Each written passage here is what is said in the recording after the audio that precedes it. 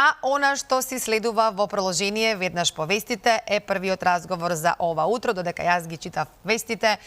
Искра и нашата гостинка Милена Силјановска од книгоиздаваштвото 3 се веќе на своите места. Добро утро, Искра, добро утро, Милена.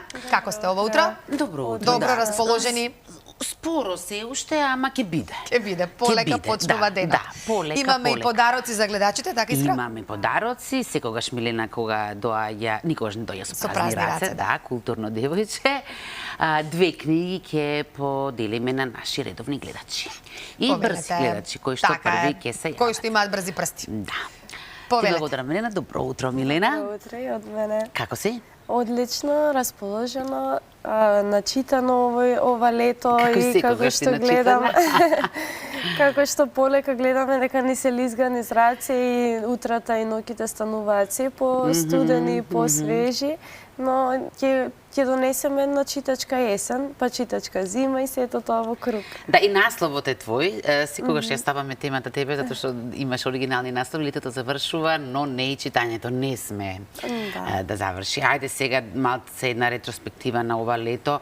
Какво беше ова лето од аспект на читањето, од гледна точка на една издавачка куќа, да речеме?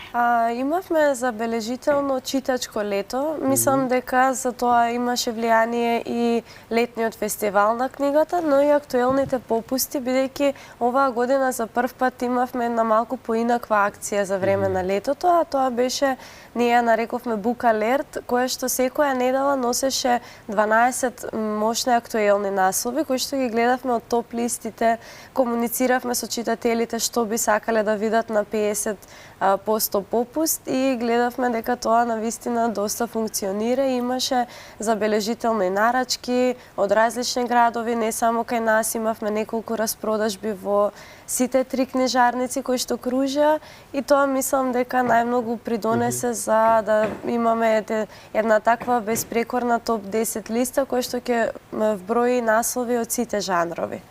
Да, последен пат кога ми гостуваше, впрочем го најавивме тој фестивал, нормално сега малци да прокоментираме, очигледно дека сте задоволни од резултатите.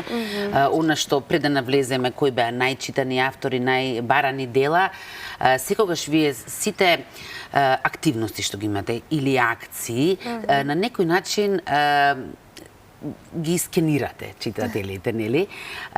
Кои заклучоци може вака првично да ги изнесеме од овој фестивал? Од овој фестивал дека на читателите навистина им се чита, дека навистина се жедни за тоа, дека сакаат исто така и да подаруваат книги, зашто многу пати влегува и кажува дека сакаат да купат некому, дека имаат се врати во мода најубавиот подарок, значи. Исто така и дека сакаат да си понесат на патување или на плажа книга. Мислам, тоа од секогаш е актуелно, но некогаш се забележува малку поголем раст на тие летни читанки, бидејќи луѓето од свадбата беше една од најпродаваните книги, која што е токму книга за на плажа. Иако не е романса, повеќе е драма, меѓутоа беше посоодветна за тие плажарски денови, исто така и романтична комедија.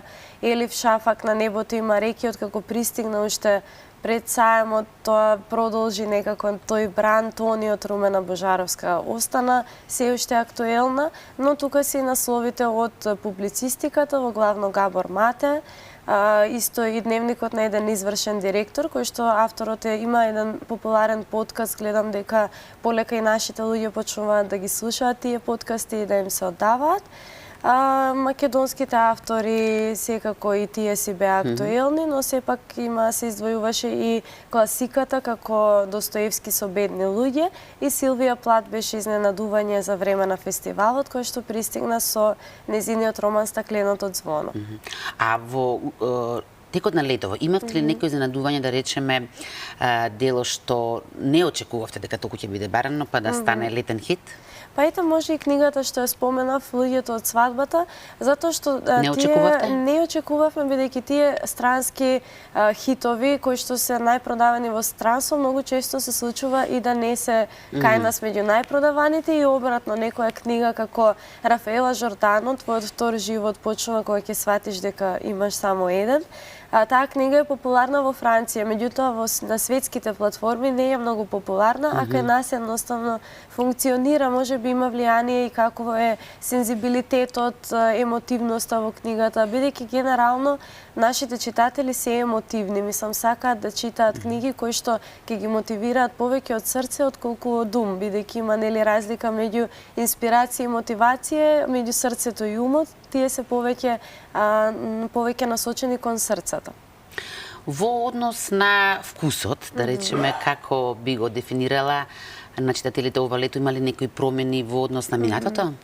Па може да се каже да, во однос на тоа, во однос на класиката, особено бидејќи многу долго очекува Силвија Плат и гледам дека има убави реакции, а таа е можда тешка книга и е пишувана во последниот месец пред таа да си го заврши животот и ги опфаќа темите на клиничката депресија и слично, што обичаено не е летно четиво, а гледам дека тоа оди, што значи дека нешто се променило, не сакаме да читаме само лесна литература или литература што ќе не расположи, туку и литература што ќе не замисли. Всушности, книгите функционираат и гледам и дека тоа го забележуваат и читателите на тој начин што нели кога например човек бара цвеќе, добива дожд, не добива цвеќе и токму тоа е филозофијата и на книгите. Не да се добие веднаш она што се бара, туку самите да стигнеме до тоа, таа само да ни даде некој ветер во грб. Со оглед на тоа што имавте многу акции и распродажби за време на фестивалот, дали можеби некоја книга се распродаде па да имате потреба сега од реиздавање незино? Да, имаше неколку наслови кои што се, например, лекции по хемија, беше распродадена 50-50 од Стив Кавана. Ето ова е супер прилика и да најавиме дека во моментов лекторираме еден нов роман од Стив Кавана, трилер исто така, Уби за мене, ќе убијам за тебе. Се уште не ни е финален насловот, но моментално баш на тоа работиме во редакција. Исто така може да ги најавиме, ќе имаме и нови наслови од македонски автори, особено при крајот на септември-октомври и најавуваме еден по-бурен период, бидејќи тие септември-октомври секогаш се полни со наслови, тоа не радува, бидејќи на лето малку луѓето се повеќе избегани, иако оваа година ми се чини дека повеќе беа во градот, во Скопје. Добро, барем знам кога да го очекувам твоето следно гостување, што ме е тоа тој период. Да преминеме на новитетите, така? Да. Кои се новитетите, што е она ново што подготвивте и воедно ќе те запрашам и кои книги од новитетите ќе подариме на нашите гледачи? Од новитетите ќе ги подариме исто како и секогаш, ми се чини дека таа е тука до мене.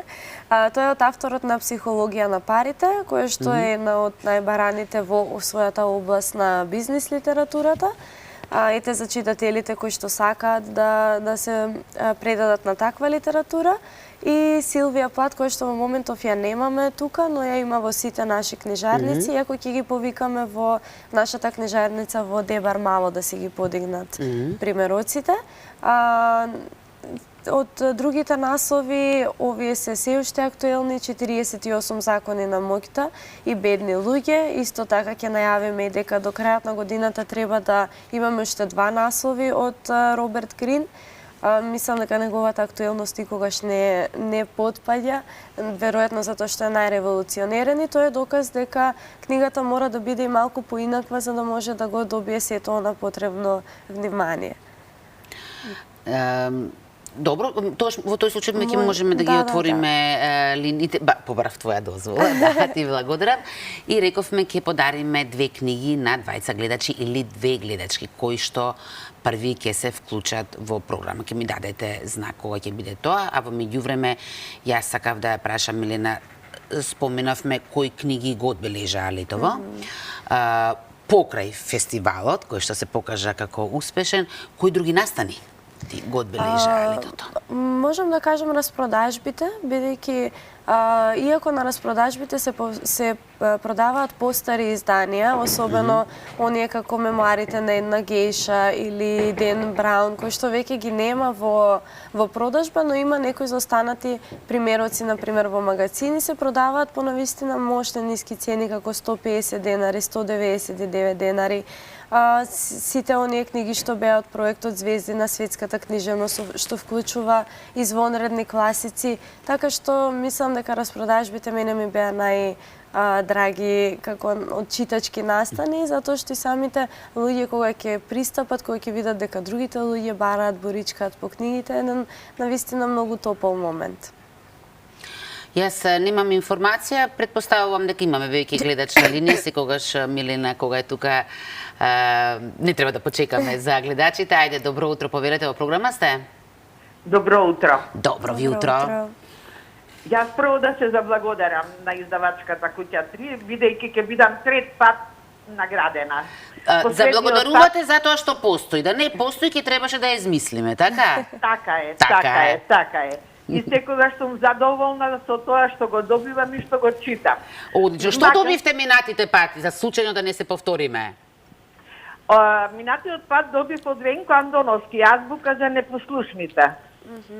Да, не сум почнала да ја читам, бидејќи ја читам Птицата клачкалица или како се вика, не знам, многу ми е тешка. Сакам сега нешто полесно да читам. Многу е важно човек да знае што сака, така? Да. Така што Милена, што ќе... Иако Силвија Плат не е многу лесна, но ете може и да ја предложиме и луѓето од свадбата, иако ја немаме во студио, може да си ја подигне од Дебар Мало. Таа била вистински летен хит. Дали може? И Милена рече дека идеална за читање на плажа. Да. Договорено? Договорено. Значи во книжарница 3 во Дебар Мало ќе си ја подигнете, може? Благодарам многу. И ние ви благодариме и следниот пат ќе ни кажете како ја доживеавте таа книга.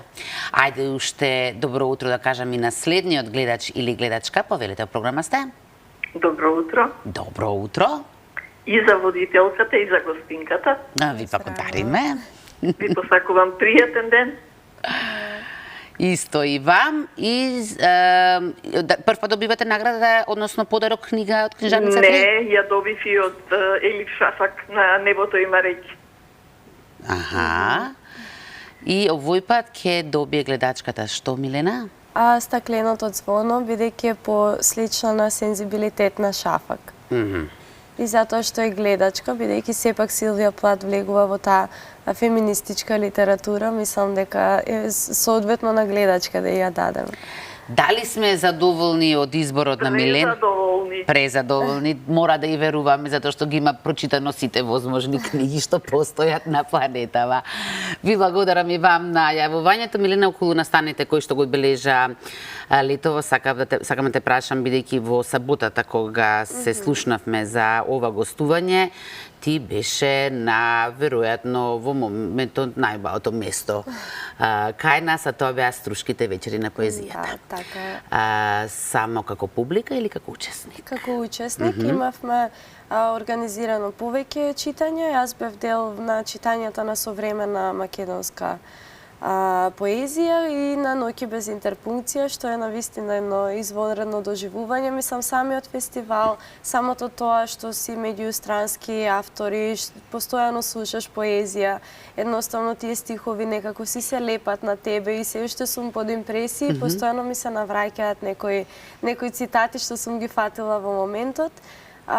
И интересни се доста и Ноќите без интерпункции, затоа што се чита по полноќ и тогаш веќе добива некој поетски призвук градот и мислам дека Струга е навистина совршено место за поезија. Да можеше да потрае уште подолго само. Веројатно тоа е единствената мана, така. Бевте инаку и со ваше дело, бевте во најтесниот избор за наградата на Браќа Миладиновци. Мислам, издавачката Куќа бидејќи Виолета Танчева Златева беше со... на Тисо Ерос и Танатос, беше во последните 5. Ете, имаме прилики да честитаме и на Јулијана за нејзината збирка, но самото тоа што беа 5 одлични збирки во потесниот круг, значи дека имало борба, добра борба меѓу подобрите писатели, односно поети. Одлично. Имаме уште два настани да најавиме, односно проект, можеме да го наречеме. Едниот е Back to School. Да. За жал, 1 септември доаѓа, да. Иако нас не е лесно сега да го кажеме и баш и деновиве кога подготвуваме, велам колку е симпатично ние кога ги спремаме тетрадките и моливчињата, а за некого значи еден сосем нов почеток, но токму Крај на затоа, убавото, долго, топло лето, да. Така е. Но тоа не значи дека сепак се носи нови радости, нови спомени, нови исчекувања. И предизвици. Да, секако, но мојот совет е барем вие да ги подготвите, така. Да ги подготвиме и исто така да им оставиме чувство на сите кои што го дочекуваат 1 септември, дека не треба да се во исчекување на летото, туку да уживаат постојано во текот на целата година. И токму и затоа и слоганот ни е назад во училиште, напред во авантура. Кој што вбројува и ќе имаме што вбројува, да. Имаме ранци, моливчиња, ленјири, значи се што е потребно за да се подготват за првиот училиштен час. Имаме исто така и од 15% попуст па нагоре. Имаме објавено и на нашите Facebook и Instagram страници, има линкче на книга МК кој што води до се она што го имаме, што го поседуваме и што би сакале да си го обезбедат за својот прв училиштен ден. Но тоа им треба навистина голема подготовка, затоа што има ножички, има пластелин, има боички. Па да не се заборави нешто. Да. Но секако и да се заборави, нели, тука сме, мислам дека таа акција ќе трае сигурно до средината на септември, бидејќи се уште трае тој подготвителен период. И што би се рекло, и тоа не е се. Вечерва имате во паркот на франкофонијата. Да. Журка, така е? Да, журка. На распуст сум, на журка сум, кој што е дел од серијалот Настани на одмор сум во центар сум. И вечерва од 19 часот ќе бидат и Стела и Сани за помладата публика и Јанг Дади за повозрастната публика, како да ја кажеме. Тинеџерската, да. Затоа што е настан наменет за сите оние кои што се во моментов на распуст и да го испратат со еден таков голем завршеток по кој што ќе го паметат летот. Милена, многу ти благодарам. Не знам по кој пат веќе. Сами си закажавме сега спонтано, што велат, следна средба, септември, почеток на октомври, затоа што ни најави мошне, плодна есен. Да, така е. Ке ни биде задоволство и им посакувам во меѓувреме на сите да си останат со книгите в раце и без оглед на тоа какво и времето надвор и колку е долг денот, секогаш да го завршуваат и да го отпочнуваат со книга. Одлично. Нема што да се додаде повеќе. Убава порака за крај. Благодарам. Благодарам.